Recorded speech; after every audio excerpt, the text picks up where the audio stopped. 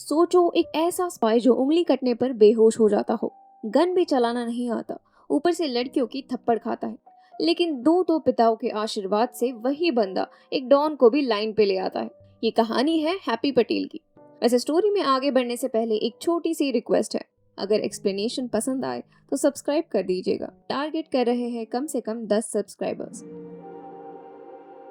Film की शुरुआत होती है गोवा 1991 से, जहां हम दो फॉरेन एजेंट्स रॉजर और सेबेस्टियन को देखते हैं। तभी अचानक उन पर गोलीबारी शुरू हो जाती है और इसी केओस के बीच एंट्री होती है डॉन जिमी मारियो की, जिसका एटीट्यूड बिल्कुल केयर फ्री और सासी है। जिमी उन एजेंट्स को खत्म करने के लिए सीधा उनके घर तक घुस जाता है, लेकिन वहां मिलती है उनकी काम वाली सखूबाई पटेल, जो अपने अलग ही जलवे दिखा रही थी।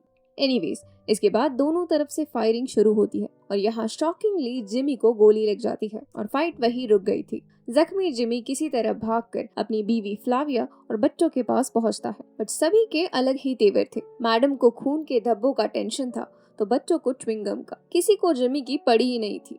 थक हार के अंत में वो अपने बेटों को एक रिंग दिखाकर कहता है कि तुम दोनों में से किसी एक को ये रिंग पहनकर मेरे बाद डॉन बनना होगा। लेकिन तभी उसकी बेटी आकर उसके हाथ से रिंग छीन लेती है। इस शॉक से सडनली जिमी की सांसें रुक जाती है।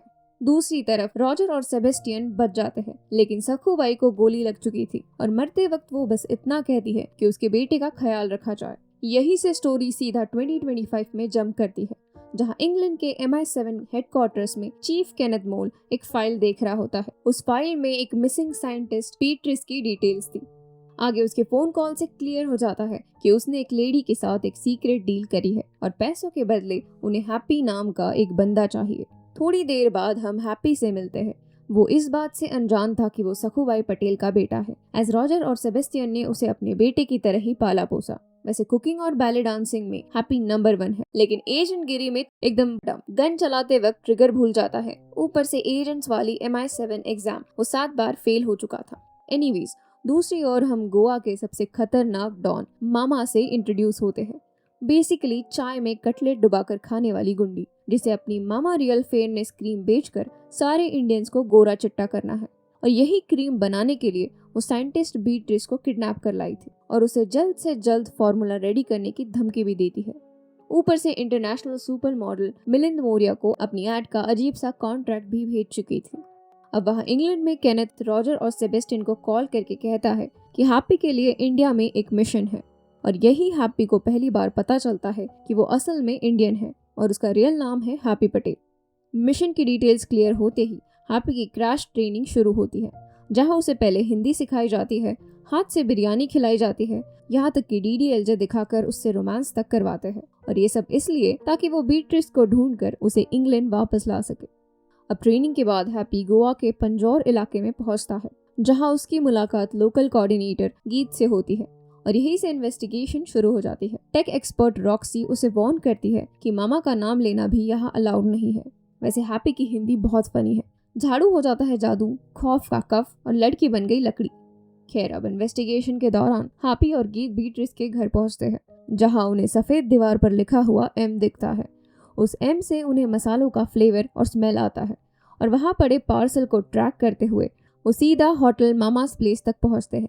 वहां वो हिम्मत करके बीट्रिस के बारे में पूछता है, लेकिन उसे धक्के मारकर बाहर निकालते हैं। बाहर उसे रूपा नाम की एक लड़की मिलती है, जिसे उसने एक बार अजीब सा डांस करते हुए देखा था। लड़की सुंदर थी तो वो अपनी रोमांटिक ट्रेनिंग अप्लाई करने लगता है, लेकिन उसे टच करते ही रूपा रिफ्लेक्स में थप्पड़ मार देती है और वहां से निकल जाती है। बाद में हैप्पी और गीत दारू पीते हुए अपना दुख दर्द शेयर करते हैं, लेकिन हैप्पी इस बात से अनजान था कि मामा को उसकी खबर मिल चुकी है। रूम में हैप्पी जब अकेला होता है तब मामा के गुंडे हैप्पी को बुरी तरह पीटने लगते हैं, लेकिन लास्ट मोमेंट पर रॉक्सी गैस लीक करके उसे बचा लेती है। इसके बाद ये लोग किसी तरह भाग निकलते हैं। इस ह्यूमिलिएशन के बाद मामा गुस्सा हो जाती है और अपने उस गुंडे को जहरीला कटलेट खिलाकर मार देती है।